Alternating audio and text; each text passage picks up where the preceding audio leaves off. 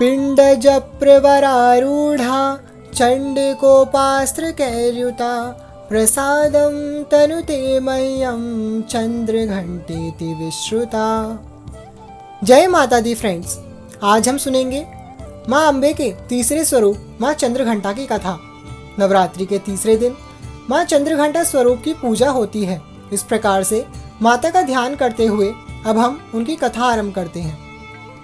माँ चंद्रघंटा देवी का स्वरूप तपे हुए स्वर्ण के समान कांतिमय है।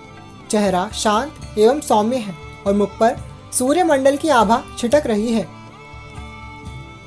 माथे के सिर पर अर्ध चंद्रमा मंदिर के घंटे के आकार में सुशोभित हो रहा, जिसके कारण देवी का नाम चंद्रघंटा हो गया है।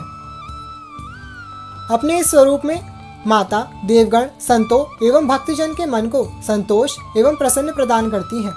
माँ चंद्रघंटा अपने प्रिय वाहन सिंह पर आरूढ़ होकर अपने 10 हाथों में खड़ग, तलवार, ढाल, गदा, पाश, त्रिशूल, चक्र, धनुष भरे हुए तरकश लिए मंद मंद मुस्कुरा रही होती हैं। इस देवी की कृपा से साधक को अलौकिक वस्तुओं के दर्शन होते हैं, दिव्य सुगंधियों का अनुभव होता है और कई तरह की ध्वनियाँ सुनाई देने लगती हैं। इन क्षणों में साधक को बहुत सावधान रहना चाहिए। इस देवी की आराधना से साधक में वीरता और निर्भयता के साथ ही सौम्यता और विनम्रता का विकास होता है। इसलिए हमें चाहिए कि मन, वचन और कर्म के साथ ही काया को विहित विधि विधान के अनुसार परिशुद्ध पवित्र करके चंद्रघंटा के शरणागत होकर अपनी उपासना आराधना करनी चाहिए। इससे सारे कष्टों से मुक्त होकर सहज ही परम पद के अधिकारी बन सकते हैं। यह देवी कल्याणकारी है। माँ चंद्रघंटा की पूजा करने से जातक के सभी पाप नष्ट हो जाते हैं और जन्म जन्म का डर समाप्त हो जाता है और जातक निर्भय बन जाता है।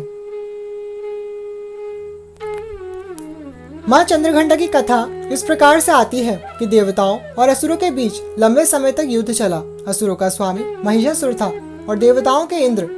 महिषासुर ने देवताओं पर विजय प्राप्त कर इंद्र का सिंहासन प्राप्त कर लिया और स्वर्गलोक पर राज्य करने लगा। इसे देखकर सभी देवतागण परेशान हो गए और इस समस्या से निकलने का उपाय जानने के लिए त्रिदेव ब्रह्मा, विष्णु और महेश के पास गए।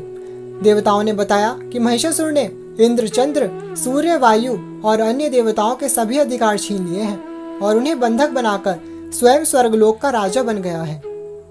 देवताओं ने बताया कि महिषासुर के अत्याचार के कारण अब देवता पृथ्वी पर विचरण कर रहे हैं और स्वर्ग में उनके लिए स्थान नहीं है। यह सुनकर ब्रह्मा, विष्णु और भगवान शंकर को अत्यंत क्रोध आया। क्रोध के कारण तीनों के मुख से ऊर्जा उत्पन्न हुई। देवगणों के शरीर से निकली ऊर्जा भी उस ऊर्जा से जाकर मिल गई। यह 10 दिशाओं को व्याप्त होने लगी। तभी वहां एक देवी का अवतरण हुआ। भगवान शंकर ने देवी को त्रिशूल और भगवान विष्णु ने चक्र प्रदान किया। इसी प्रकार अन्य देवी देवताओं ने भी माता के हाथों में अस्त्र शस्त्र सजा दिए। इंद्र ने भी अपना वज्र और ऐरावत हाथी से उतारकर एक घंटा दिया। सूर्य ने अपना तेज और तलवार दिया।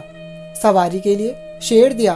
देवी अब महिषासुर से युद्ध करने के लिए पूरी तरह से तैयार थी। उनका विशालकाय रूप देखकर महिषासुर समझ गया कि अब उसका काल आ गया है। महिषासुर ने अपनी सेना को देवी पर हमला करने को कहा। अन्य दैत्य और दानवों के दल भी युद्ध में कूद पड़े। देवी ने एक ही झटके में ही दानवों का संहार कर दिया। इस युद्ध में महिषासुर तो मारा ही गया, साथ में अन्य बड़े दानवों और राक्षसों का संहार माँ ने कर दिया। इस तरह माँ ने सभी देवताओं को असुरों से अभयदान दिलाया। नवरात्रि के तीसरे दिन माँ चंद्रघंटा की पूजा की जाती है। यह शुक्र ग्रह की देवी मानी जाती है। नवरात्रि के तीसरे दिन माँ चंद्रघंटा की पूजा अर्चना करने वाले जातकों की जन्मपत्री में शुक्र दोष समाप्त होता है। माता की आराधना का दूसरा मंत्र है, या देवी सर्वभूतेषु शांति रूपेण संस्थिता नमस्तस्यै नमस्तस्यै नमस्तस्यै नमो नमः। इस प्रकार से माता के तीसरे स्वरूप चंद्रघंटा की कथा पूर्ण होती है। अब मिलेंगे अगली कथा के साथ। वीडियो को लाइक किए बिना बिल्कुल भी मत जाइएगा और हमसे जुड़े रहने के लिए चैनल को ज़रूर सब्सक्राइब कीजिएगा और बेल आइकन को भी प्रेस कर दीजिएगा ताकि हमारे आने वाले वीडियोस का नोटिफिकेशन सबसे पहले आपको मिले। तब तक के लिए thank you all, love you all, जय माता दी।